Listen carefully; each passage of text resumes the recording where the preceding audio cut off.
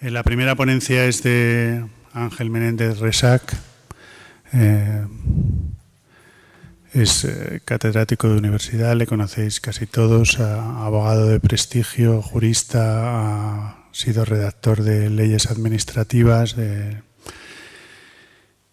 Yo le habíamos inicialmente propuesto que hablase de un libro que ha dirigido recientemente, un libro colectivo que os recomiendo leer, que es El derecho a la ciudad y el territorio, un libro editado por el INAP. Él nos planteó la idea de hablar de la crisis del planeamiento, de lo que teníamos, uno de los temas que teníamos que tratar en este curso, desde un punto de vista del derecho administrativo. Este es un curso que, respecto al anterior, ha perdido bastante carga jurídica, pero mantenemos un par de ponencias y nos pareció que centrar el tema en el urbanismo y la tutela judicial, que es el título de su ponencia en relación con la crisis de la planificación, era sumamente interesante. Os dejo con él.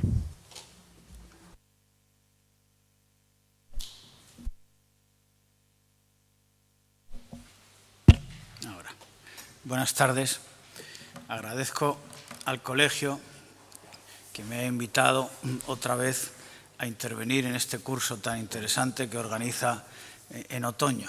Ya estuve el año pasado, soy reincidente y por lo tanto casi me considero habitual.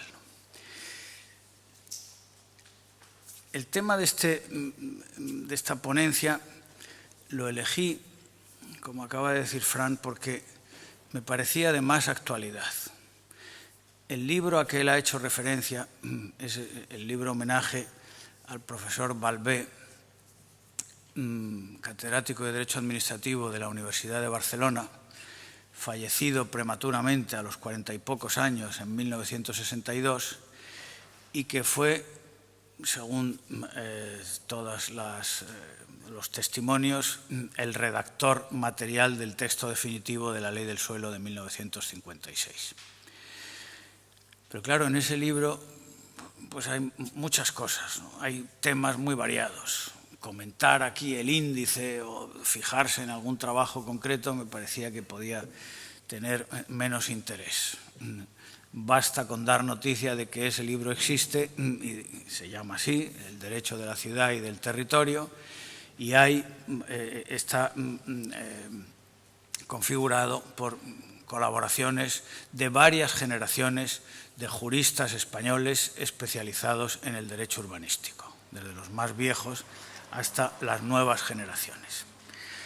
Me parecía que en el contexto de este curso, que trata de estar en contacto con la realidad y con los problemas actuales, podía tener más interés hablar del urbanismo y la tutela judicial.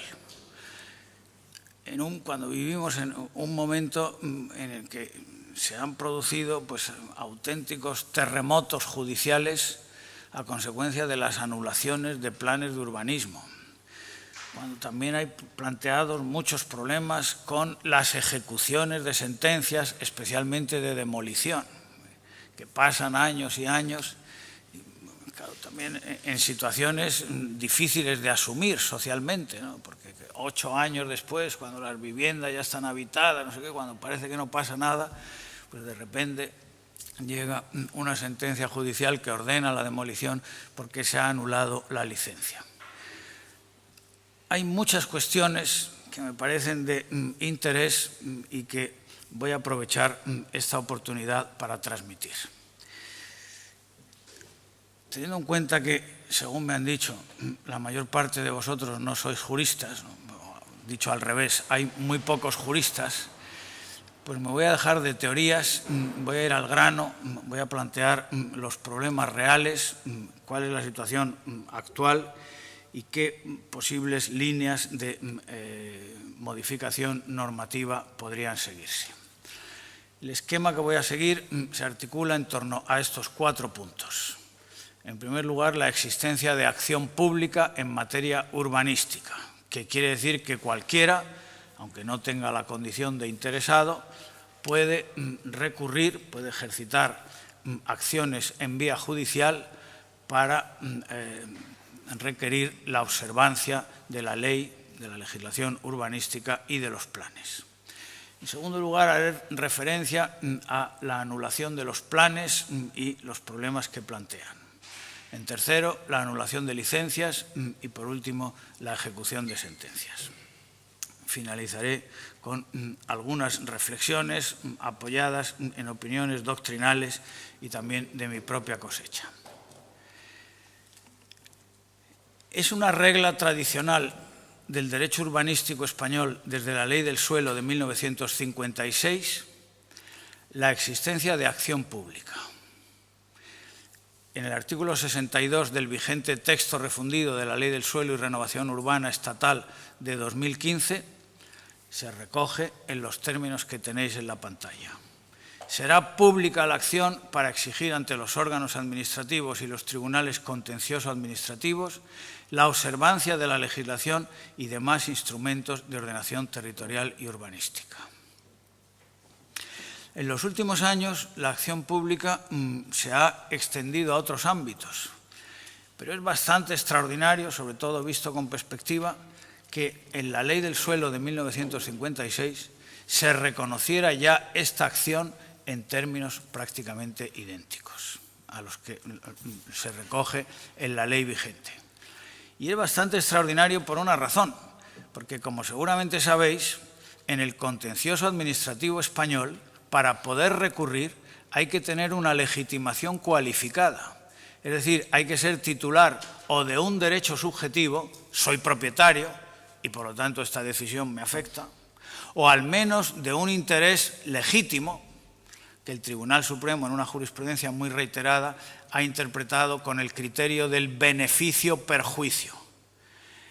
Esta decisión, este plan, esta norma, esta licencia, esta orden de ejecución, me perjudica o me beneficia. No soy titular de un derecho subjetivo, no soy propietario, pero si mi vecino construye en la parcela de al lado, en contra de las ordenanzas, un edificio de 3 pisos y me quita sol, me quita vistas, me perjudica, empobrece mi propia situación, aunque no tenga un derecho subjetivo, soy titular de un interés legítimo en el que se fundamenta la posibilidad de recurrir.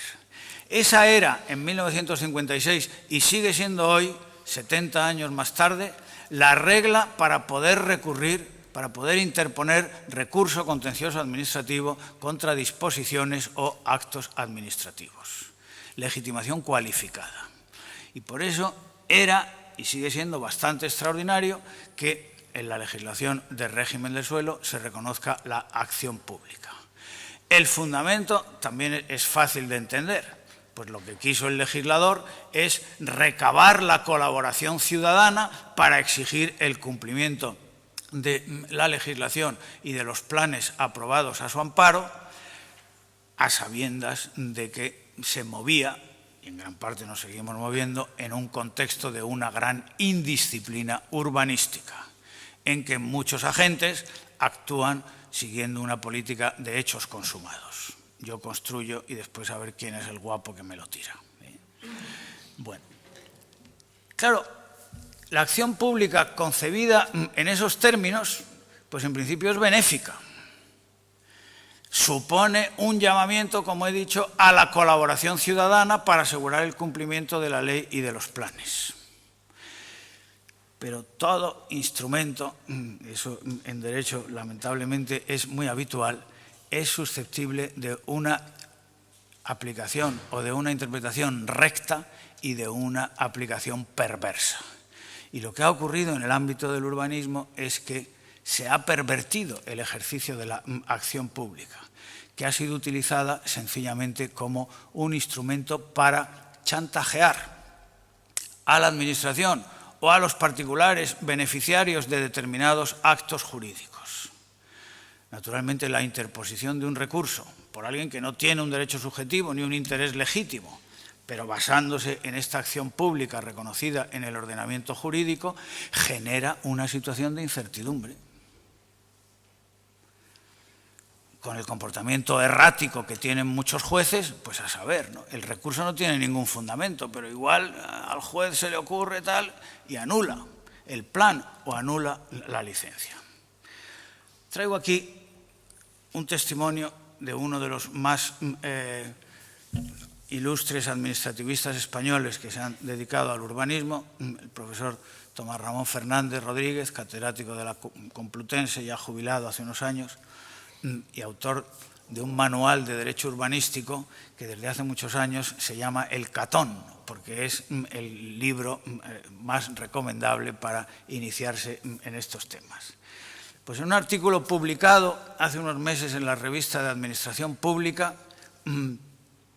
sobre la situación actual, ¿no? derivada de las anulaciones de los planes, dice lo que tenéis en cursiva en la diapositiva.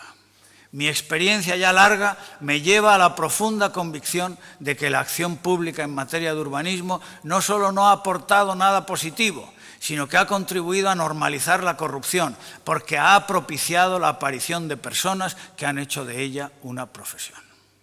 En Madrid, y supongo que en otros ámbitos, hay abogados que son conocidos porque se dedican a estas prácticas, muy lucrativas, por cierto, porque hay mucha gente, particulares y ayuntamientos que pagan para que retires el recurso. Bueno, yo he recurrido, pero estoy dispuesto a retirar el recurso si me das tanto.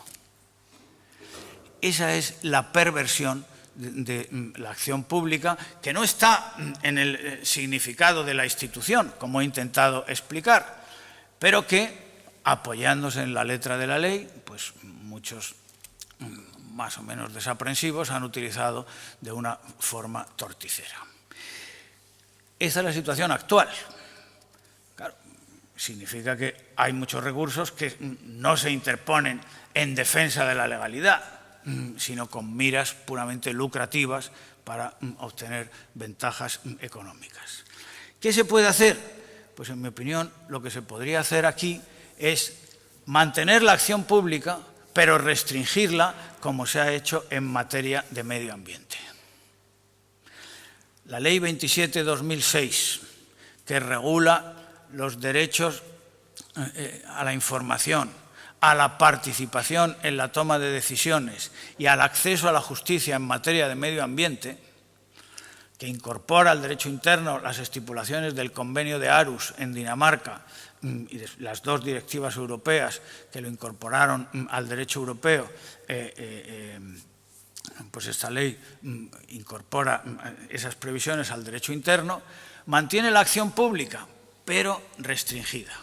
Están legitimadas para ejercer la acción popular cualesquiera personas jurídicas sin ánimo de lucro, con lo cual en principio eliminamos a los desaprensivos, que acrediten el cumplimiento de los siguientes requisitos: que tengan entre los fines acreditados en sus estatutos la protección del medio ambiente o la de alguno de sus elementos, que se hubieran constituido legalmente al menos 2 años antes del ejercicio de la acción, para evitar que la asociación se constituya para impugnar concretamente ese plan o esa licencia, y que vengan ejerciendo de modo activo las actividades necesarias para alcanzar los fines previstos. Y finalmente, que según sus estatutos desarrollen su actividad en un ámbito territorial que resulte afectado por la actuación o, en su caso, omisión administrativa. Como veis, esto es mucho más preciso. Esto no quiere decir que las asociaciones ecologistas, como las análogas que pudieran constituirse en materia de urbanismo, sean vírgenes y mártires y estén imbuidas de un espíritu puro de defensa de la legalidad, porque de todo hay, como también sabemos. Pero sí me parece que puede ser un remedio para acotar el ejercicio de la acción pública en estos términos. Organizaciones que se dedican a eso, que tienen por finalidad la defensa de esos intereses. ¿Y los particulares, me diréis? Pues los particulares siguiendo el régimen general, cuando tengan un derecho subjetivo o un interés legítimo, cuando les afecte directamente. Y si quieren, están imbuidos de un gran espíritu cívico en defensa de la legalidad urbanística, pues que se hagan miembros de alguna de estas asociaciones y desde ellas podrán tener una intervención activa en la materia. un punto puramente procesal, pero de gran trascendencia práctica, en mi opinión. Siguiente paso, siguiente cuestión, la que más preocupa en los últimos años ante la cascada de anulaciones de planes que se ha producido por los tribunales superiores de justicia y por el propio Tribunal Supremo. Aquí tengo que recurrir necesariamente a una explicación doctrinal para entender cuál es la situación que se ha producido.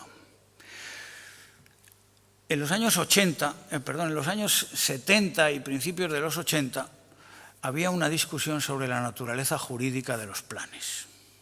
Si eran normas jurídicas, disposiciones generales, o si eran actos administrativos, con un destinatario general, plural, pero actos administrativos, es decir, actos jurídicos que aplicaban normas previas. La distinción entre norma y acto no siempre es fácil en derecho. En muchas ocasiones sí, pero no siempre es fácil porque, como dijo un gran jurista, Kelsen, hay una pirámide. Hay una pirámide de normas y después hay una pirámide de varios escalones en los actos de aplicación. Entonces, ese era el debate que finalmente el Tribunal Supremo zanjó desde finales de los 70 y principios de los 80, afirmando rotundamente el carácter normativo de los planes de urbanismo. El carácter normativo de los planes de urbanismo significa que, al ser disposiciones de carácter general, se pueden impugnar de dos maneras. Directamente, es decir, interponiendo recurso contra el propio plan, en el plazo establecido con carácter general para esa impugnación, que es, como seguramente sabéis, 2 meses. 2 meses desde la fecha de publicación del plan correspondiente. Pero además de eso, bueno, pasado ese plazo, ya no se puede impugnar directamente. Pero sí se puede impugnar indirectamente, es decir, a través de sus actos de aplicación. 8 años después de la entrada en vigor de un plan, pido licencia, me la deniegan e impugno esa denegación de la licencia con el argumento de que el plan en que se apoya la denegación es ilegal. ¿Me seguís? Esa es la llamada impugnación indirecta, que no tiene límite temporal, y ese ha sido el problema. La impugnación directa, 2 meses. Pasa el plazo, ya no se puede recurrir. Principio de seguridad jurídica. Pero la impugnación indirecta no tiene límite.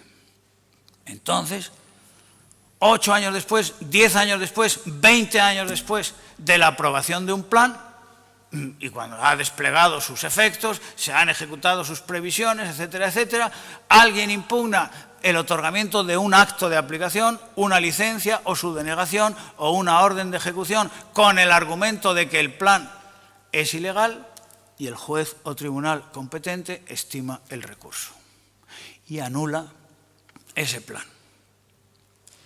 Este ha sido un gran problema, ¿no? Ha sido y sigue siendo un gran problema.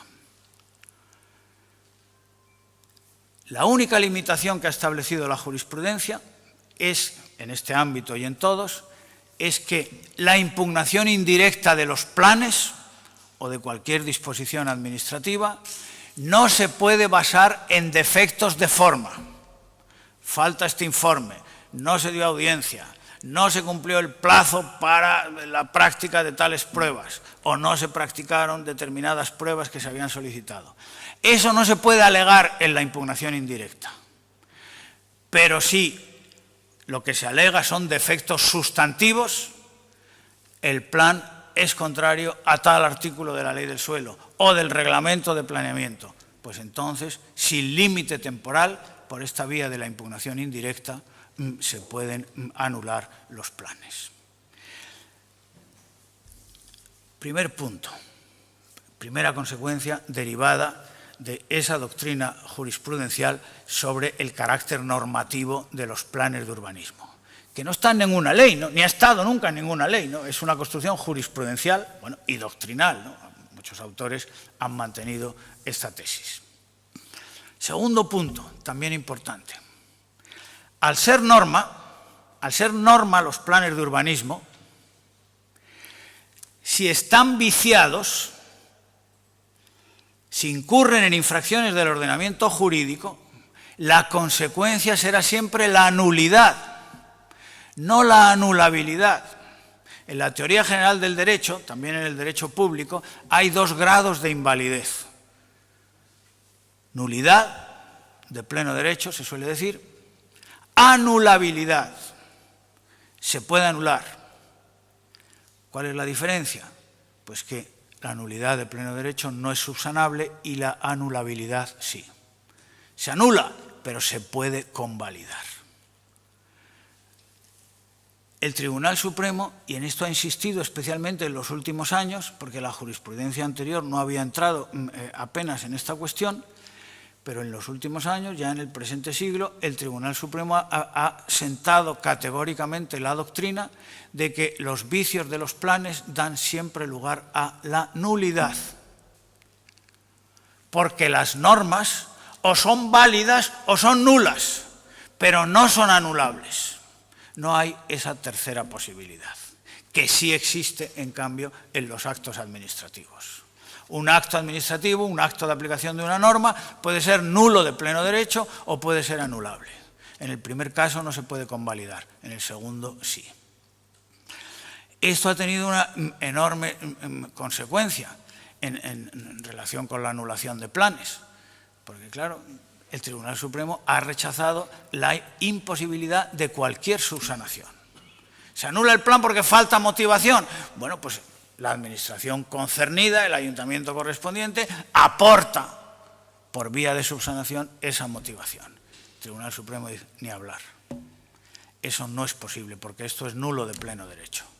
No se puede subsanar nada ni se conserva nada. La nulidad es radical y además produce efectos, se dice con un latinajo, ex tunc, es decir, desde el momento en que se dictó ese plan.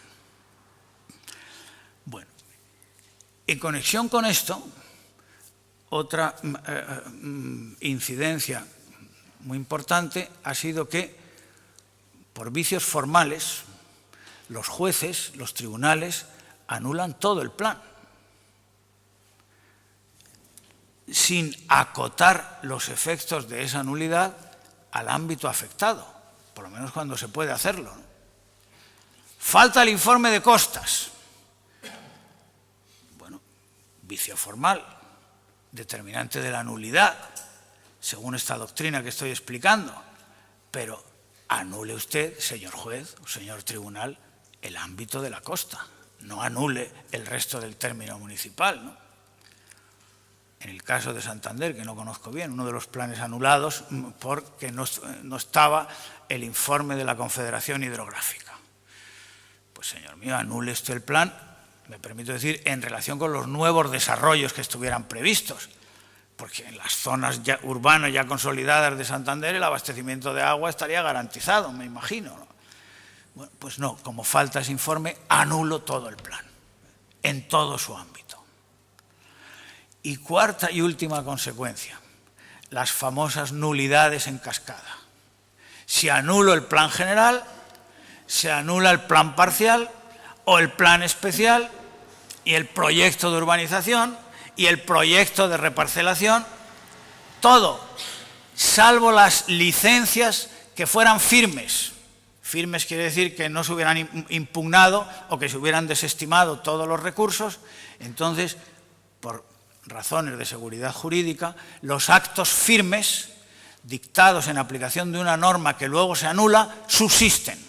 Sobre esos no se proyecta la nulidad de la norma correspondiente, en nuestro caso del plan. Este es el apoyo teórico, la construcción doctrinal en que se ha basado el Tribunal Supremo al dictar todas estas sentencias anulatorias de planes.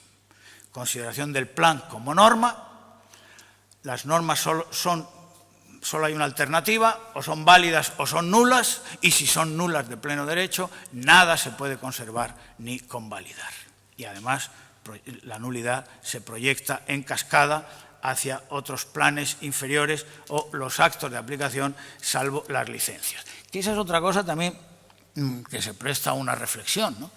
¿Y por qué solo subsisten las licencias? ¿Por qué no un proyecto de equidistribución, que también es un acto, no es una norma, ¿no? Un proyecto de reparcelación o un proyecto de compensación. Bueno, pero esa ha sido la situación. Otra cuestión que no quiero soslayar es la siguiente: el abuso de la anulación por vicios formales. ¿Por qué? Pues lo diré con toda claridad. Porque la mayoría de los jueces no saben nada de urbanismo, o saben muy poco. No son especialistas, ¿no? El aprovechamiento tipo, los coeficientes de ponderación, tal, pero ¿eso qué es, no? Imaginaros un juez que ha estado una serie de años desempeñando un juzgado de lo penal o un juzgado civil y de repente se ve pues, en un juzgado de lo contencioso teniendo que ver un problema de este tipo, ¿no? De si está bien calculado el aprovechamiento tipo, tal. Bueno, normalmente la impugnación de planes no iría a un juzgado, sino que iría al Tribunal Superior de Justicia, pero me da lo mismo.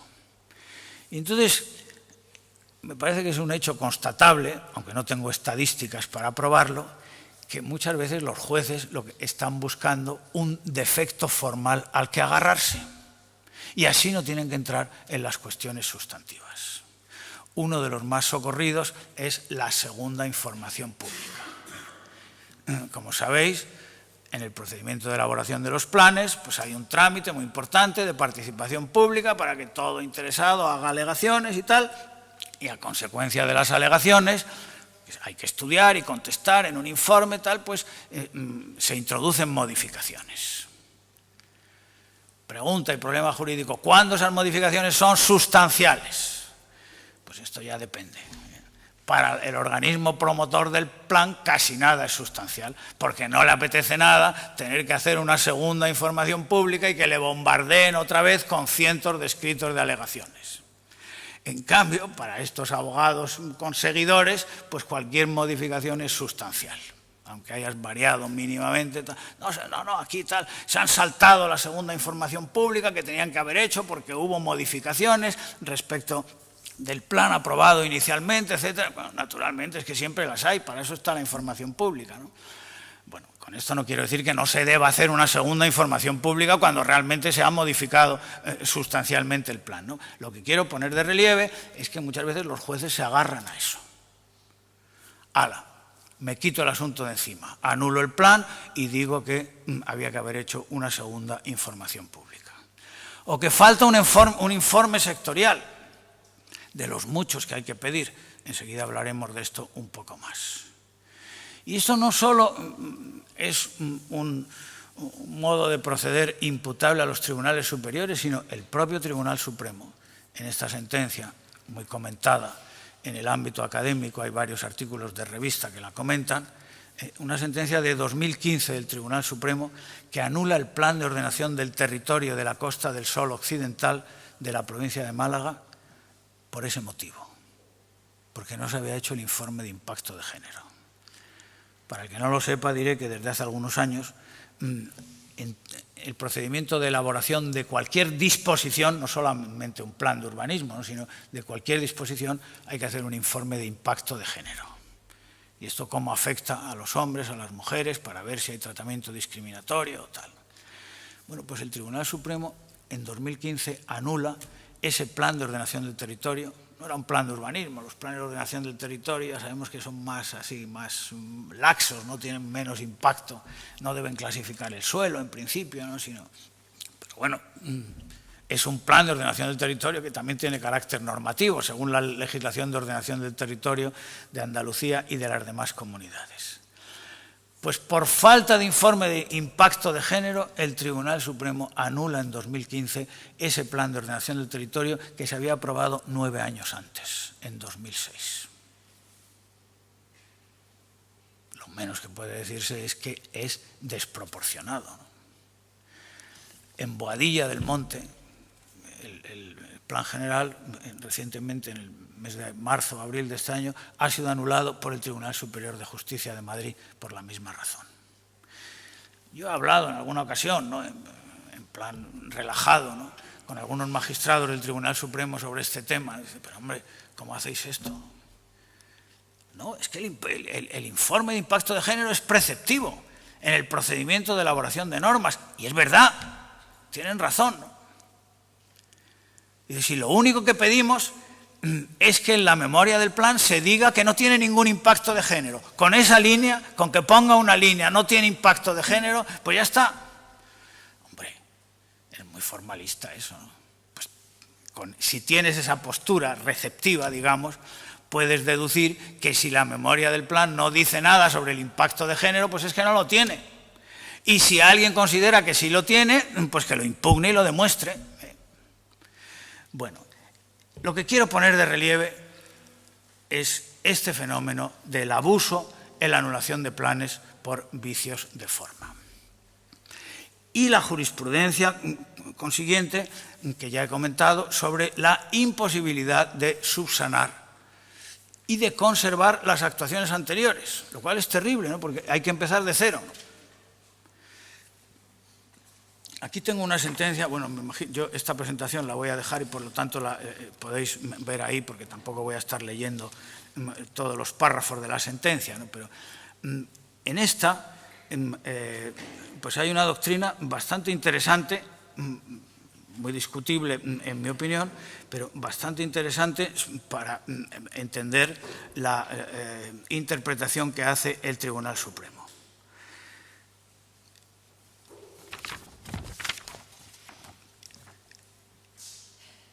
Se ha declarado la nulidad de una disposición de carácter general de una norma de rango reglamentario, pues tal es la naturaleza de los planes de urbanismo, según venimos declarando desde antiguo. Pues bien, nuestro ordenamiento jurídico reserva para las disposiciones generales que hayan vulnerado la Constitución, las leyes u otras disposiciones administrativas de superior rango la consecuencia más severa, la nulidad plena. Y en el caso examinado, basta la lectura de la sentencia del Tribunal Superior y luego de este Tribunal Supremo para constatar que la nulidad se deriva de una flagrante infracción legal.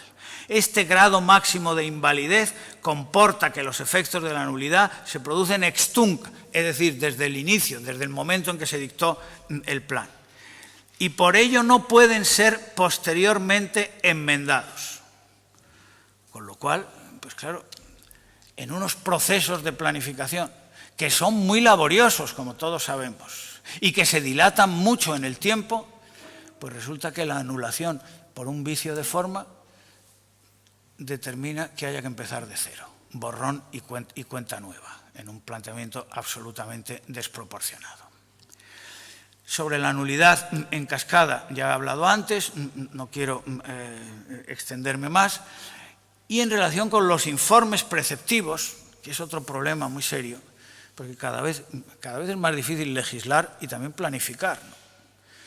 Porque claro, aquí primero algunas leyes sectoriales, yo creo que una de las primeras fue la de Costas de 1988, acuñó esta técnica de los informes de la administración correspondiente, la administración sectorial correspondiente en el proceso de elaboración de los planes de ordenación del territorio y urbanismo. Después la de carreteras, después la de puertos del Estado y la Marina Mercante, después la de transportes para los temas ferroviarios, bueno, y así sucesivamente. Y claro, ya todas las administraciones sectoriales se han aprendido el camino y no hay ley que regule un determinado sector de la actuación administrativa que no diga y la administración competente informará preceptivamente los planes de ordenación del territorio y urbanismo. Alguien me comentó en alguna ocasión que en uno de estos procesos de planeamiento habían tenido que pedir 30 y tantos informes, que pueden ser contradictorios entre ellos, ¿no? Con lo cual, ¿qué haces, no? En la Ley Estatal del Suelo se hace referencia a tres: los de la Administración Hidrológica, los de la Administración de Costas y los de las administraciones competentes en materia de carreteras y otras infraestructuras afectadas, se supone que puertos, aeropuertos, ferrocarriles. Pero claro, hay otros muchos.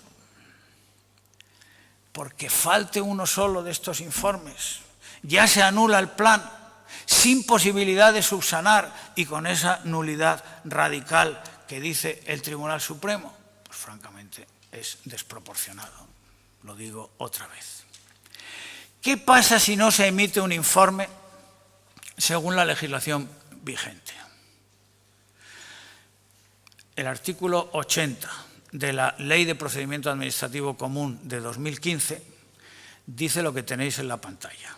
De no emitirse el informe en el plazo señalado y sin perjuicio de la responsabilidad en que incurra el responsable de la demora, música celestial, jamás se exige esa responsabilidad, se podrán proseguir las actuaciones, salvo cuando se trate de un informe preceptivo, en cuyo caso se podrá suspender el transcurso del plazo máximo legal para resolver el procedimiento. Los redactores de esta ley no han sido valientes.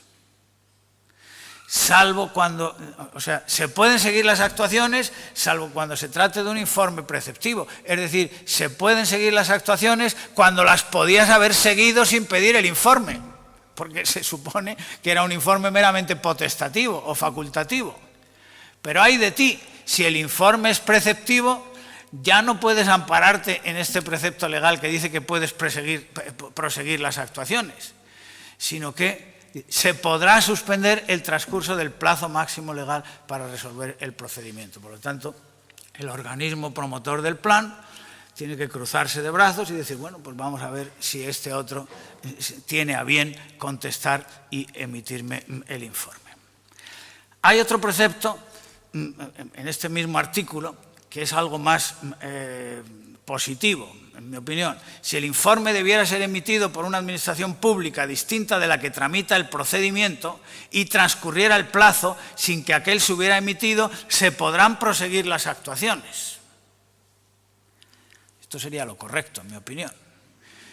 Pero hay un problema de interpretación entre el primer párrafo y el segundo, porque se puede entender que se pueden seguir las actuaciones, pero no si el informe es preceptivo. El informe emitido fuera de plazo podrá no ser tenido en cuenta al adoptar la correspondiente resolución.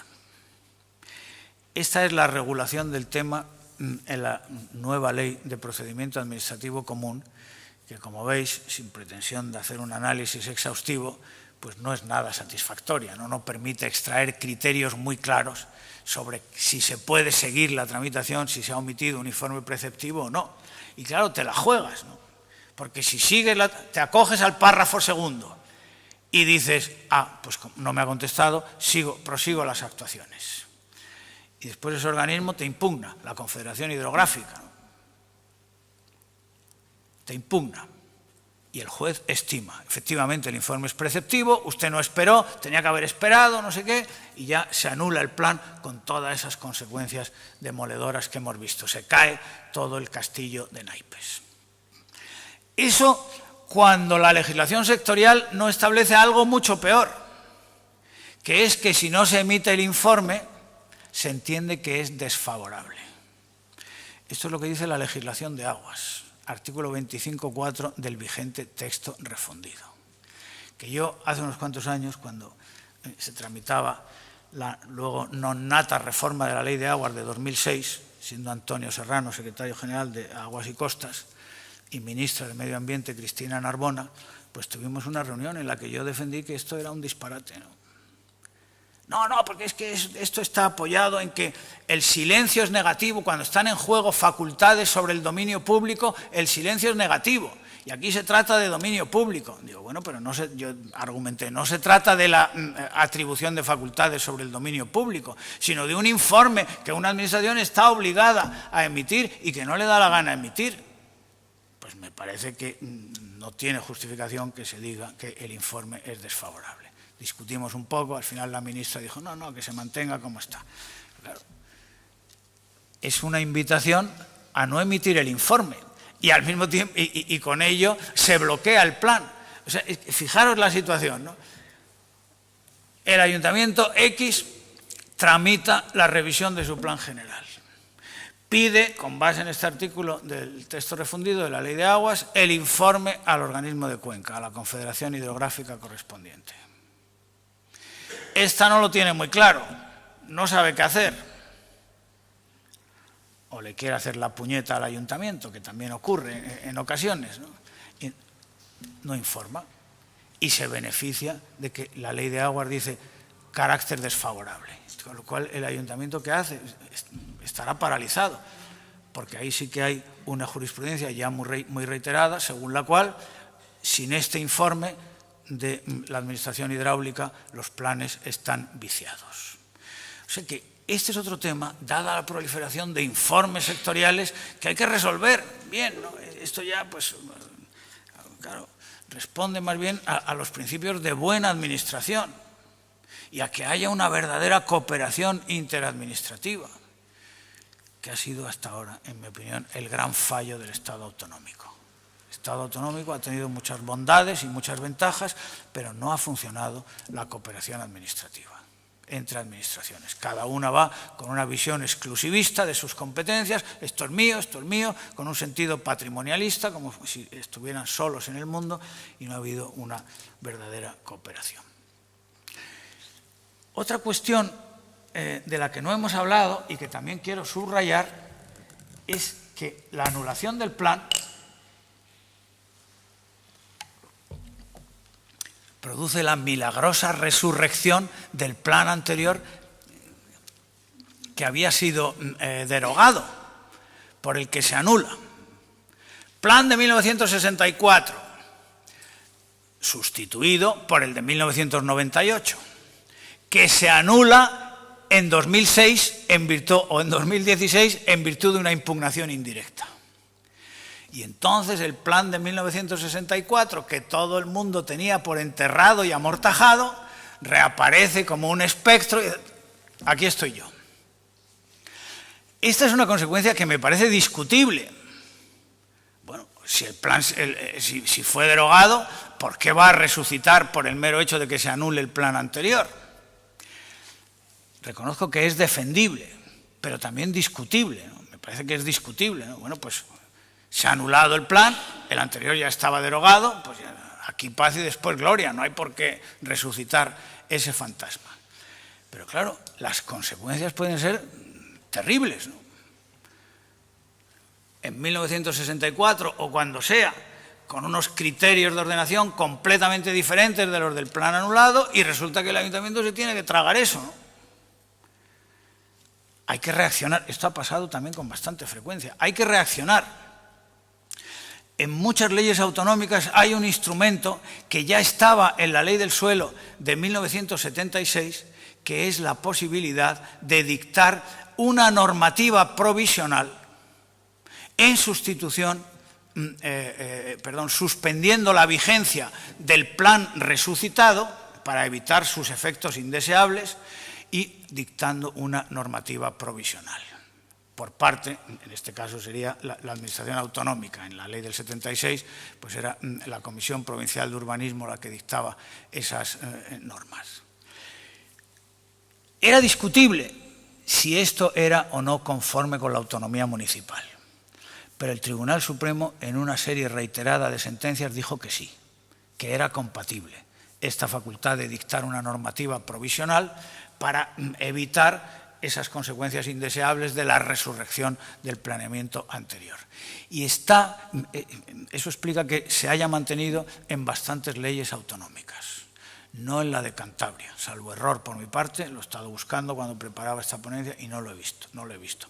Pero es una herramienta que podría tener ahí la Administración regional para salir al paso de ese fantasma que resucita como consecuencia de la anulación de un plan. ¿Qué podríamos hacer en relación con estas consecuencias todas malas de la anulación de planes que he ido desgranando? Pues lo que se podría hacer en síntesis es lo siguiente. En primer lugar, revisión de la doctrina,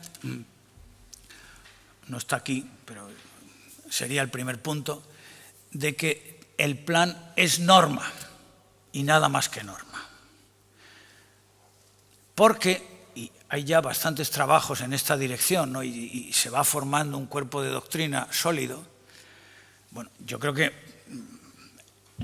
hasta ahora tampoco podíamos sostener con rigor que todo el plan es norma, porque obviamente la memoria del plan no es norma, equivaldrá a una exposición de motivos, ¿no? Puede tener un valor interpretativo, pero no normativo, ¿no? El estudio económico financiero no es norma, ¿no? Bueno, son normas, si me permitís la redundancia, las normas urbanísticas del plan, las ordenanzas del plan. Eso sí tienen carácter normativo, pero el resto de los documentos del plan pues no tienen carácter normativo. Por ejemplo, la clasificación del suelo de una determinada parcela. Los criterios de clasificación del suelo que estén en la normativa del plan sí son norma, pero la clasificación como suelo rústico o no urbanizable de la parcela tal, ¿por qué es norma eso? Eso es un acto administrativo que aplica una norma, que aplica los criterios del suelo urbano. Esto tendría una consecuencia práctica muy importante en relación con lo que os he dicho, que la impugnación indirecta, sin límite temporal, solo sería posible en relación con las ordenanzas del plan, pero no en relación con todas esas determinaciones sobre la clasificación concreta del suelo, los planos de ordenación, etcétera, etcétera. Eso o se impugna en el plazo general de los 2 meses o si no ya no se puede impugnar. Por lo tanto, primero, acotar el carácter normativo de los planes, en el sentido que acabo de señalar.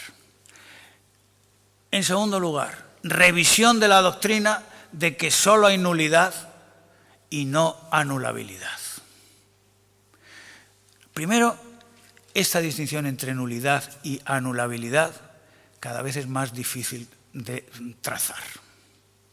Yo os confieso que cuando tengo que explicar a mis alumnos de cuarto o de tercero en Derecho la distinción, paso de puntillas, porque cada vez me la creo menos. Eso de que una es extunc y la otra es exnunc, no sé qué, y cada vez me la creo menos por una razón, porque el Tribunal Constitucional, desde hace bastantes años, manipula las consecuencias de la declaración de nulidad e inconstitucionalidad en función de las circunstancias del caso. Por lo tanto, nada de que la nulidad es extunc, como si no hubiera existido ese acto jurídico. No es verdad.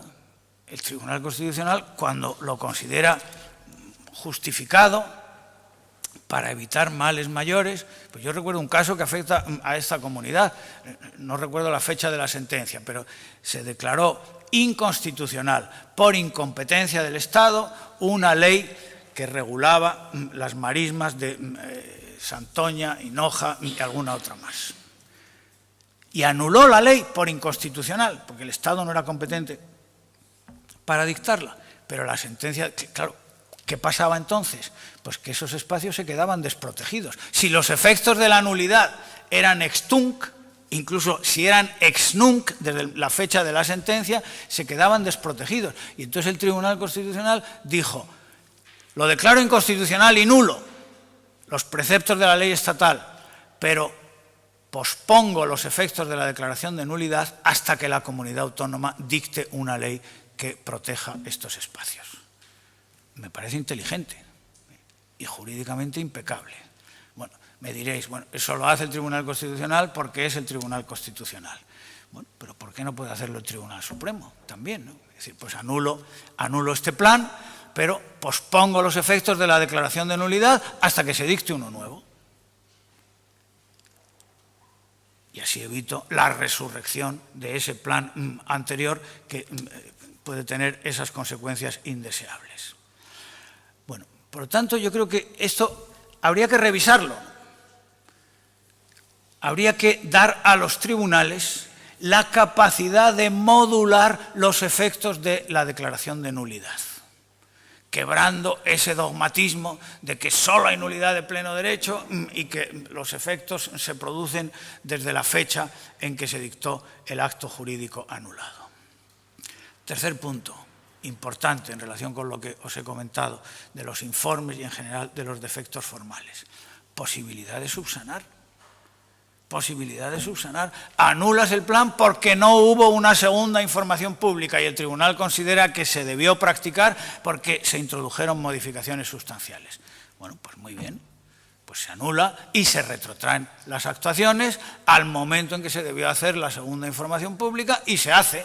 Pero todo lo hecho hasta entonces, los informes emitidos, todo eso, todo lo anterior sirve. Principio de conservación, que también es un principio general del derecho administrativo muy importante. Y el último punto ya lo he comentado al hilo de la declaración de nulidad, que es la posibilidad de diferir, como hace el Tribunal Constitucional cuando quiere, los efectos de la declaración de nulidad hasta que se apruebe el nuevo plan, o al contrario, atribuirle a este una eficacia retroactiva para evitar que haya ahí un periodo de tiempo sin un régimen jurídico claro. ¿Esto se puede articular en las leyes o lo tienen que pensar en los tribunales? Esto se puede articular en las leyes. Al final diré algo, pero no voy a descubrir al asesino todavía. Bajamos de escalón a las licencias. Hemos visto los problemas de la anulación de planes, ahora vamos a ver los de las licencias. También con la ley en la mano. El texto refundido de la Ley de Suelo Estatal vigente dice rotundamente, también manteniendo una regla tradicional del derecho urbanístico español, que serán nulos de pleno derecho los actos administrativos de intervención que se dicten con infracción de la ordenación de las zonas verdes o espacios libres previstos en los instrumentos de ordenación urbanística. Si las obras están en curso, pues lógicamente se suspenden los efectos de esa licencia, se paralizan las obras y se procede a la adopción de las medidas pertinentes. Si las obras ya están terminadas, pues entonces, dice la ley, la administración competente tendrá que revisar de oficio las licencias conforme a la legislación de procedimiento administrativo común. Por tanto, si os fijáis, primera diferencia con los planes.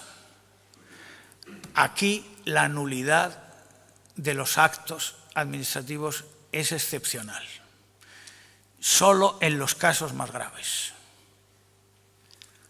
Zonas verdes o espacios libres y algunos otros supuestos que añade la legislación autonómica. Aquí traigo a colación la Lotruscan, las licencias o órdenes de ejecución que se otorgasen con infracción de la zonificación uso urbanístico de las zonas verdes, espacios libres o dotaciones públicas, más amplio, por lo tanto, serán nulas de pleno derecho. El mismo régimen será de aplicación a las obras realizadas en suelo rústico al amparo de una autorización ilegal. Por lo tanto, hay actos nulos de pleno derecho en el ámbito del urbanismo, pero la regla es que son anulables y que, por lo tanto, los vicios se pueden subsanar. Esto no lo dice la ley del suelo, lo dice la ley de procedimiento administrativo común. Son anulables los demás actos que incurran en cualquier infracción del ordenamiento jurídico, incluso la desviación de poder. Y también hay otra regla muy importante. No obstante, el defecto de forma solo determinará la anulabilidad cuando el acto carezca de los requisitos formales indispensables para alcanzar su fin o dé lugar a la indefensión de los interesados. Por lo tanto, el defecto de forma, en principio, no tiene alcance invalidante. No tiene alcance invalidante. Cuando sea tan grave que el acto carece de los requisitos indispensables para alcanzar su fin. Por ejemplo, no se conoce la identidad del destinatario o la identidad de la finca a la que se refiere esa licencia o esa orden de ejecución. O no se ha dado audiencia al interesado y por tanto no se ha enterado, se produce indefensión. Salvo esos casos, el defecto de forma no tiene alcance invalidante. Podríamos decir, pues sí, ha actuado incorrectamente, pero ¿y qué? No pasa nada. Y en concreto, eso ocurre con carácter general con las actuaciones realizadas fuera de plazo. Lo dice la propia ley. La realización de actuaciones administrativas fuera del tiempo establecido solo implicará la anulabilidad del acto cuando así lo imponga la naturaleza del término o plazo. Pero se pueden realizar actuaciones fuera de plazo. Supongamos, pido licencia, la Administración tiene un plazo de 2 meses para contestar, en sentido afirmativo o negativo.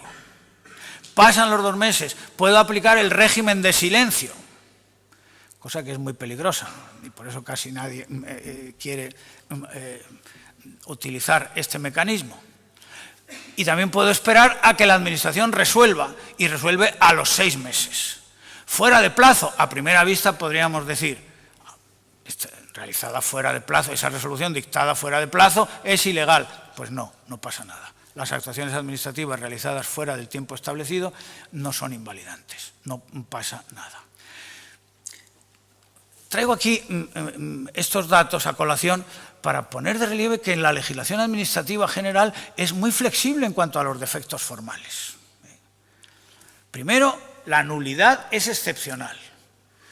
Los actos en general son anulables, no nulos de pleno derecho, salvo en los casos más graves cuando lo dice la ley estatal o autonómica. Y los defectos formales, en principio, no tienen alcance invalidante. En relación con lo que os he comentado antes, ¿por qué no aprovechamos todo este bagaje legal, ya no doctrinal ni jurisprudencial, sobre los actos administrativos y lo aplicamos a las normas? Desde el momento que ya no parece que tenga mucho sentido esa distinción tan drástica entre nulidad y anulabilidad. También está previsto el delito urbanístico en los supuestos en que las infracciones cometidas puedan tener ese carácter. Esto se regula en el Código Penal. Y la anulación de las licencias puede tener consecuencias indemnizatorias.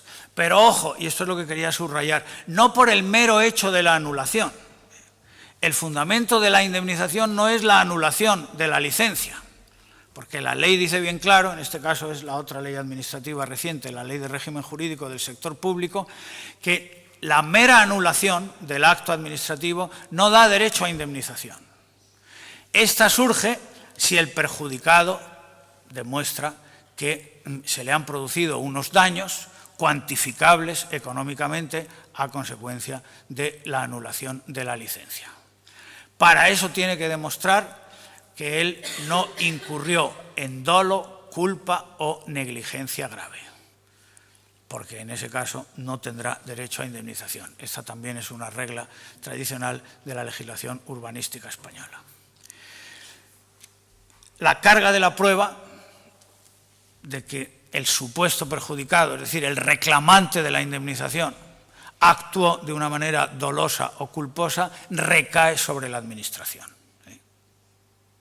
Es la Administración que se niega a pagarle la indemnización la que tendrá que argumentar: no te pago porque el otorgamiento de esta licencia se basó en que me entregaste unos documentos que eran falsos o que no eran correctos o que el proyecto no estaba bien calculado, tal. Bueno, ahí puede haber toda una casuística, ¿no? Porque aunque el proyecto lo haya presentado el particular, la Administración tiene la obligación de comprobarlo, ¿no? Y de ver si está bien o está mal, ¿no?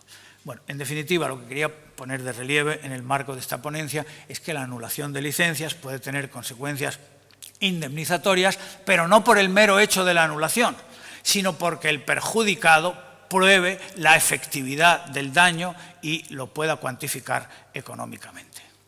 Hay mucha jurisprudencia sobre este tema, ¿no? Como botón de muestra aquí traigo una sentencia del Supremo, según la cual la realización de obras antes del otorgamiento de la licencia ya acredita la culpa. Si empezaste las obras y no tenías licencia y después la pides y la obtienes, tú sabías perfectamente cuando empezaste las obras que estabas llevando a cabo una actuación ilegal. Esto es lo que dice esta sentencia. No procede la indemnización si las obras se realizaron antes del otorgamiento de la licencia anulada, pues ello supone la existencia de dolo o negligencia grave. Y aquí el gran caballo de batalla y el gran tema, como sabéis, es la demolición. Porque, claro, la anulación de una licencia, en principio, conlleva la demolición de lo construido a su amparo. Esto es una doctrina reiteradísima del Tribunal Supremo, de la que tenéis aquí un botón de muestra.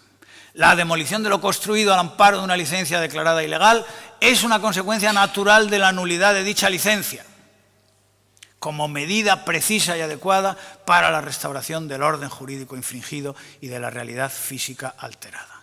Es una consecuencia natural, dice aquí el Tribunal Supremo en esta y en otras sentencias. Claro, el problema es cuando esa demolición tiene lugar pues, muchos años después de que se otorgara la licencia. En Francia he visto que hay un plazo. No se puede pedir la anulación de una licencia transcurrido el plazo de un año desde la terminación de la obra. Aquí no tenemos un precepto parecido, ¿no? Y por lo tanto las consecuencias de la demolición pues, se pueden manifestar en principio sin límite temporal. Y este tema enlaza con el último que quería comentaros, que es el de la ejecución de sentencias, porque muchas de esas sentencias son justamente sentencias de demolición. Esta materia se regula, como seguramente sabéis, en la Ley Reguladora de la Jurisdicción Contencioso-Administrativa.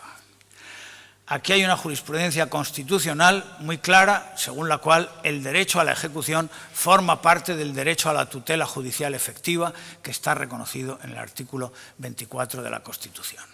Claro, porque si no, pues es la maldición del gitano, ¿no? Tengas pleitos y los ganes. ¿De qué me sirve ganar si después no se ejecuta la sentencia, ¿no? Bueno, la ley regula los plazos para ejecutar la sentencia, etcétera, etcétera, y la ley vigente, para reforzar la ejecución de las sentencias y evitar que la administración, porque aunque la Constitución y las leyes digan que la ejecución corresponde a los tribunales, en realidad quien ejecuta es la administración, ¿no? Bajo la tutela de los tribunales, pero es la administración la que tiene que adoptar las medidas necesarias. Bueno, muchas veces lo que hace la administración, y a todos nos consta, pues es eludir el cumplimiento de la sentencia mediante una modificación de plan, haciendo legal lo que antes era ilegal. Esto el Tribunal Supremo lo ha admitido durante muchos años, con una doctrina que decía, en síntesis, lo que acabo de afirmar.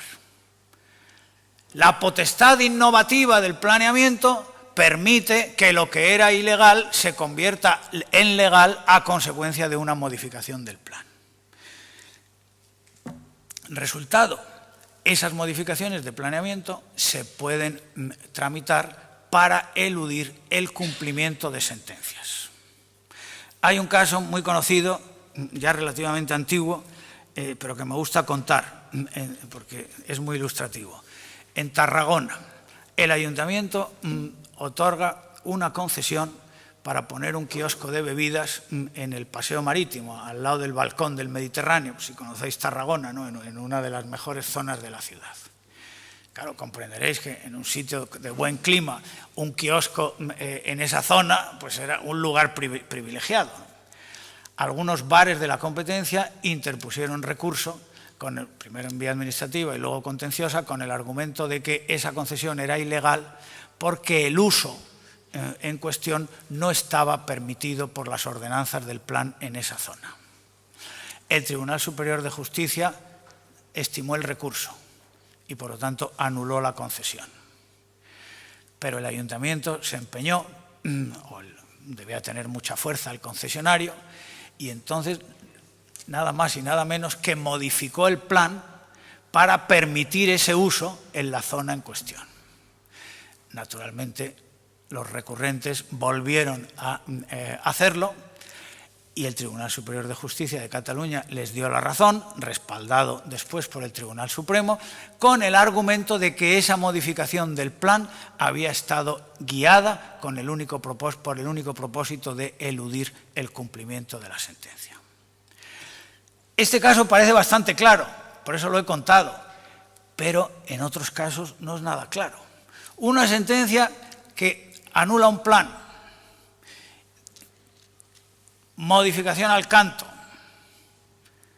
¿se ha hecho para eludir el cumplimiento de la sentencia? ¿No se ha hecho para eludir el cumplimiento de la sentencia? El Tribunal Supremo considera que la modificación de planes destinadas o dirigidas a eludir el cumplimiento de sentencias judiciales y evitar su ejecución es un supuesto típico de desviación de poder. La desviación de poder se define como el ejercicio de potestades administrativas para para fines distintos a los previstos en el ordenamiento jurídico. En otras palabras, se dice que se dicta un determinado acto para un fin, pero en realidad se está persiguiendo otro diferente. El ejemplo típico que se cita en Francia, que es donde se construyó esta doctrina a principios del siglo XX, es el caso de un alcalde que mandó instalar unos urinarios públicos enfrente de la casa de un enemigo político. Entonces, claro, el supuesto en principio era legal, pues que haya urinarios públicos pues es algo razonable, ¿no? Y por cierto que en las ciudades españolas faltan muchos, ¿no? Luego tienes que ir a tomar un café a algún sitio, tal, porque no hay por la calle. Bueno, ¿cómo demuestras que el propósito del alcalde era hacerle la Pascua a su enemigo? Él se podía defender diciendo, no, es que estos son necesarios, en algún sitio tendrán que estar. Si le molestan a este, pues en otro sitio molestarían a otro. ¿Qué quiero decir con esto? Pues que la desviación de poder supone un juicio de intenciones y por lo tanto es muy difícil de probar. En el caso de Tarragona era bastante fácil porque la conducta del ayuntamiento había sido tan torpe, pero hay otros casos, por ejemplo, la revisión del Plan General de Ordenación Urbana de Madrid, la última revisión parcial que se hizo, ¿no? Después de una serie de sentencias anulatorias, de reclasificaciones de suelo no urbanizable protegido a urbanizable por falta de motivación y que fueron afectadas por esa doctrina terrible de que no se puede conservar nada y tal. Bueno, luego hubo una revisión parcial que también fue impugnada. Y entonces, en una de las varias sentencias recaídas sobre el particular, en concreto la que cito aquí es esta de septiembre de 2016, pues se hacen unas consideraciones sobre la desviación de poder. Reiteradas sentencias de esta sala insisten en que el vicio de desviación de poder precisa para poder ser apreciado que quien lo invoque alegue los supuestos de hecho en que se funde, los pruebe cumplidamente, no se funde en meras opiniones subjetivas ni suspicacias interpretativas, ni tampoco se base en una oculta intención que lo determine. Pues entonces, ¿cómo se prueba eso? Si hemos visto que la desviación de poder consiste en probar que la intención ha sido distinta de la aparente, la intención real ha sido distinta de la aparente. ¿Cómo se prueba eso? Es muy difícil. Ahora el Tribunal Supremo, en los últimos años, se ha vuelto más receptivo para anular por el vicio de desviación de poder, pero durante muchos años era implacable. Si alegabas desviación de poder, estabas listo. Como no alegaras además la infracción de algún artículo, esto infringe el artículo tal de la ley del suelo o de la ley de la jurisdicción contenciosa administrativa o lo que sea, si alegabas solo la desviación de poder, tenías la desestimación del recurso asegurada. Pues es aquí por donde ha resurgido esta doctrina en los últimos años. Por tanto, y es lo que quiero transmitir, y ya voy a ir deprisa porque me estoy extendiendo demasiado, la desviación de poder, o sea, probar que la modificación del plan para no infringir el artículo 103.4 de la ley jurisdiccional e incurrir en nulidad de pleno derecho, ha perseguido un fin correcto, mejorar la ordenación urbanística, y no un fin espurio, eludir el cumplimiento de una sentencia firme del Tribunal Supremo, pues hay que hacer todo un juicio de intenciones que se me antoja francamente muy difícil. Y al respecto traigo aquí otra opinión doctrinal muy autorizada de Juan Alfonso Santamaría Pastor en un artículo con un título sugerente, Muerte y transfiguración de la desviación de poder sobre las sentencias anulatorias de planes urbanísticos, donde pone de relieve lo que he dicho, la desviación de poder, el Supremo no la manejaba en absoluto y de repente en los últimos años pues, ha adquirido un gran auge.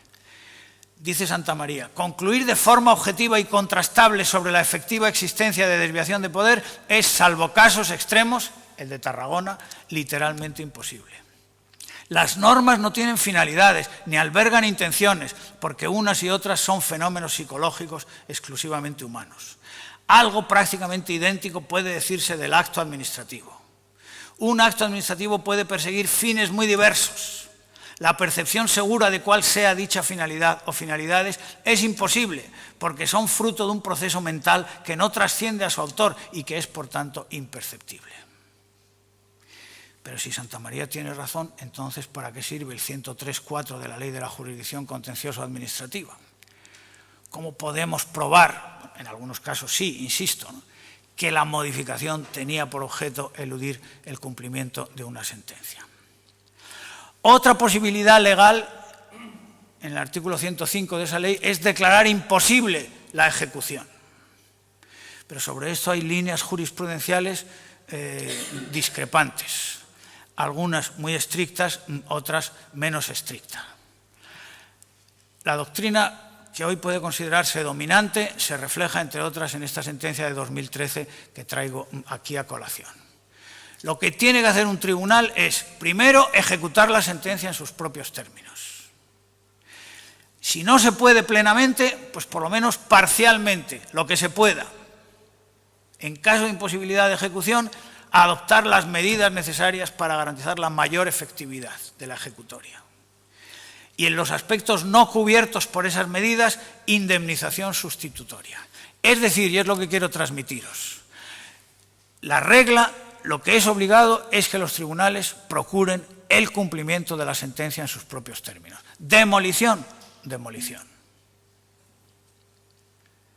Y no que digan, no, es imposible, y por lo tanto que le den una indemnización. Que esa también es una salida fácil a los tribunales. Bueno, le tapamos la boca al recurrente con una indemnización y ya está. Y esto no lo tiro. No, eso se hace en ocasiones, no por los tribunales, pero no es lo que se debe hacer según esta doctrina. Y en relación con la demolición, pues el Tribunal Supremo es contundente en cuanto a que es un derecho del que ha ganado, ¿no?, del litigante, el derecho del litigante favorecido por el fallo a obtener su ejecución como parte integrante y esencial del derecho a la tutela judicial efectiva. Frente a eso la Administración había dicho, es que es imposible la demolición. Cuando se alega, pues típicamente cuando las viviendas están ocupadas. Problema social que se plantea. Pero en esta y en otras muchas sentencias el Supremo es implacable. Hay que demostrar que es imposible físicamente o jurídicamente la demolición. Si no, eso es lo que hay que llevar a cabo. Este problema ha sido tan grave en los últimos años, y esta comunidad ha sido una de las que más medidas ha intentado adoptar al respecto, en mi opinión, con empeño digno de mejor causa, pues ha dado lugar a que en la Ley de la Jurisdicción Contenciosa Administrativa se introduzca un nuevo apartado 3 en el artículo 108, que dice más o menos lo que querían decir las leyes de Cantabria y gallegas, que fueron declaradas inconstitucionales porque estaban invadiendo la competencia estatal sobre la legislación procesal. Lo que dice ahora la ley es, el juez o tribunal, en los casos en que además de declarar contraria a la normativa la construcción de un inmueble, ordene motivadamente la demolición del mismo, exigirá como condición previa a la demolición y salvo que una situación de peligro inminente lo impidiera, la prestación de garantías suficientes para responder del pago de las indemnizaciones debidas a terceros de buena fe. Este artículo está en vigor. No ha sido recurrido ante el Tribunal Constitucional, pero no me extrañaría nada que algún órgano judicial planteara una cuestión de inconstitucionalidad, porque a los jueces les ha sentado muy mal este artículo en cuanto limita la ejecución de sus decisiones. Y por otra parte se considera que este artículo va a ser música celestial, porque ¿quién tiene que prestar garantías suficientes para responder del pago de las indemnizaciones debidas a terceros de buena fe? Los ayuntamientos, normalmente. Los ayuntamientos. ¿Lo van a hacer? Me temo que no. Termino con una cita de un trabajo de un ilustre magistrado, muchos años en la Sala Tercera del Tribunal Supremo, especialista en urbanismo, que recientemente ha cesado en sus funciones. También es un artículo publicado en el número extraordinario de la Revista de Derecho Urbanístico y Medio Ambiente, especial dedicado al 50 aniversario de la revista. La cita es textual. Recientemente he tenido ocasión de expresar, en el ocaso de mi tarea jurisdiccional durante 24 años en la Sala Tercera, la insatisfacción que invade a un juez al término de su oficio ante la duda de si la justicia es algo más que un espejismo, sentimiento al que en gran parte ha contribuido la vivencia de un sistemático incumplimiento de sentencias por las administraciones a quienes el ordenamiento jurídico impone el deber de llevarlas a puro y debido efecto, según la expresión utilizada por la Ley de la Jurisdicción Contencioso Administrativa. Claro, el mensaje es descorazonador, ¿no? Los jueces, que bueno, aquí nos molestamos, estudiamos los casos y tal, y al final esto no sirve para nada porque no se ejecuta. La situación, por lo tanto, pues es seria, ¿no? Y tiene muchas facetas. Yo he intentado comentar aquí las más importantes. La procesal, la de la acción pública, que es la más fácil de corregir. Y además eso ya está inventado en el ámbito ambiental. La de los planes, que yo creo que tenemos mimbres suficientes para abordarla, no a plena satisfacción, al 100%, pero sí para superar sustancialmente la situación actual. La de las licencias con las consiguientes demoliciones, pues eso es lo que me parece más difícil, ¿no? Porque ahí sí que la tensión entre la ejecución de las sentencias judiciales, que es un mandato constitucional, y los problemas sociales derivados de los afectados por esas demoliciones. Pero claro, aquí quizá pues habría que ir por la vía que han ido los franceses, ¿no? De poner un plazo, marcar un límite a partir del cual ya no se podrán impugnar licencias ni que por lo tanto puedan recaer sentencias de demolición.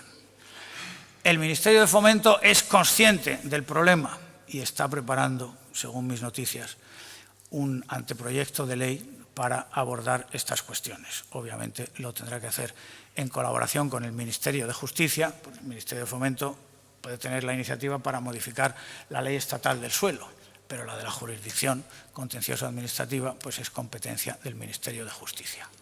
O sea que ojalá que dentro de unos meses o de un año, el año que viene, podamos tener aquí otra sesión para comentar esa ley. Muchas gracias.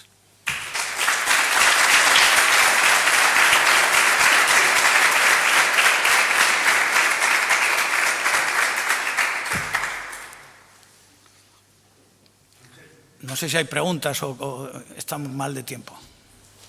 La nueva legislación autonómica que plantea los planes urbanísticos, los planes generales municipales, habitualmente en dos escalas de... Sí, el estructural y el de ordenación detallada. ¿Eso puede solucionar de alguna manera el que el plan estructurante sea de una categoría jurídica? No podrá ser ley, pero bueno. No, ley, no. De alguna manera que sea que las ordenanzas, que son la parte no estructurante, sean las que puedan tener cada una de ellas un distinto tratamiento en el ámbito judicial. Pues no, yo creo que la aproximación debería ser la misma. Aunque se desdoble el planeamiento general en esos dos escalones, el plan estructural y el detallado, las ordenanzas o normas de ambos tendrán carácter de disposiciones, lo que pasa es que habrá una relación de jerarquía entre los dos, porque el plan de ordenación detallada, mejor dicho, las ordenanzas del plan de ordenación detallada no podrán ir en contra de las ordenanzas del plan estructural. Pero en la tesis que he avanzado, el resto de esos planes, tanto del general, tanto del estructural como del detallado, no tendría carácter normativo. Serían actos administrativos que aplicarían para cada ámbito, para cada parcela, el régimen establecido en las ordenanzas y en la legislación de la comunidad respectiva. El debate jurídico es eso, ¿no? La atribución de un determinado aprovechamiento urbanístico a la parcela X, ¿es una norma o es un acto administrativo? Hasta ahora hemos estado diciendo que es una norma, y es una norma, pero para esa sola parcela, y la de al lado también es otra norma. La atribución de ese aprovechamiento será el resultado de unos criterios generales, que estarán establecidos en la legislación correspondiente y en las ordenanzas del propio plan. Pues yo creo que se puede considerar que esas decisiones no tienen carácter normativo, no crean derecho, sino que aplican las normas preexistentes.